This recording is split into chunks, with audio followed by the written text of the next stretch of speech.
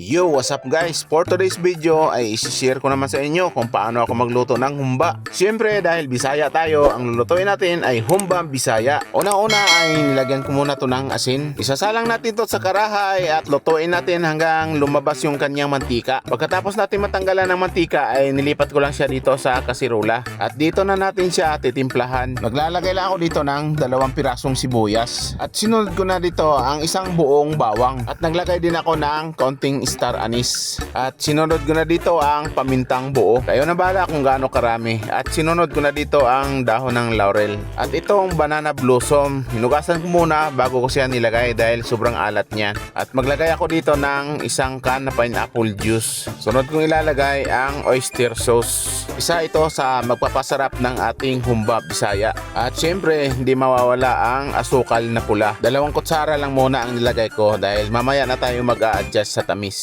At naglalagay na ako dito ng 2 basong tubig. Isosunod natin tong black beans. Puhugasan nyo muna yan bago ilagay dahil sobrang alat din yan. Ngayon, maglalagay na tayo ng toyo. Siyempre, hindi masarap ang ating humba kapag kulang sa ricado. Ngayon, isasalang na natin at mamaya ko na siya lalagyan ng suka. Ayan, kumulo na siya. So, antayin lang muna natin hanggang lumambot. Ayan, haluin lang natin saglit para yung sa ibabaw naman ay maluto ng maayos. Ayan, bago pala ako nagluto ng humba ay nakaluto na rin ako ng pancit bihon. Ayan, bami kung tawagin sa amin sa Bisaya. Sa puntong ito ay medyo malambot na siya. Dito na tayo maglagay ng suka. Habang tinitimplahan ko kanina ay pwede naman isabay ang suka. Depende na lang sa inyo. Ako kasi iba ako. Magkaiba tayo ng estilo sa pagluto ng humba. Habang nagpapalambot tayo ng humba ay gagawin ko naman tong bangos dahil mag-ihaw ako ng bangos. Pagkatapos ko siyang hugasan ay pinapatulo ko muna. At ito yung ipalaman natin sa bangos. Hiniwa na luya, kamatis, sibuyas at nilagyan natin ng asin, paminta, 2 kalamansi at kaunting magic sarap. At halo-haloin lang natin para mag-combine ang lahat ng ingredients. Bago natin ilagay ang kanyang palaman ay maglalagay din muna tayo ng asin para mag-absorb talaga sa laman ang kanyang lasa. Nailagay na natin ang kanyang palaman. Ngayon tatahiin natin yan ng sinulid. Pagkatapos natin may tahi ay ganyan ang itsura. So babalutin ko muna siya ng plastic at ilalagay ko muna siya sa ref dahil umaga pa lang ngayon at hapon ko pa siya lulutuin. At sa sobrang busy ay hindi na ako nakapag-video. So ipapakita ko na lang sa inyo ang mga niluluto ko at iba pa naming mga handa.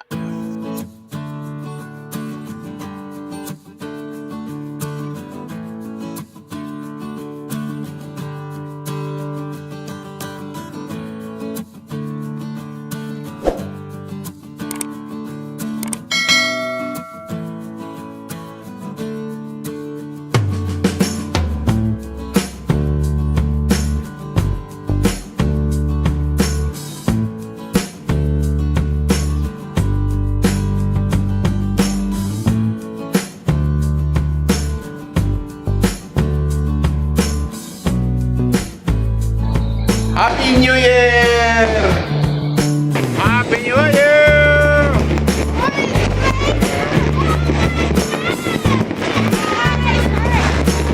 Ah! Happy New Year!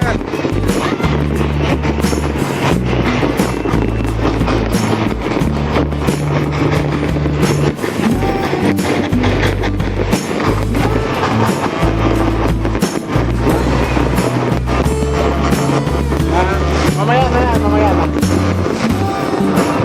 Wow!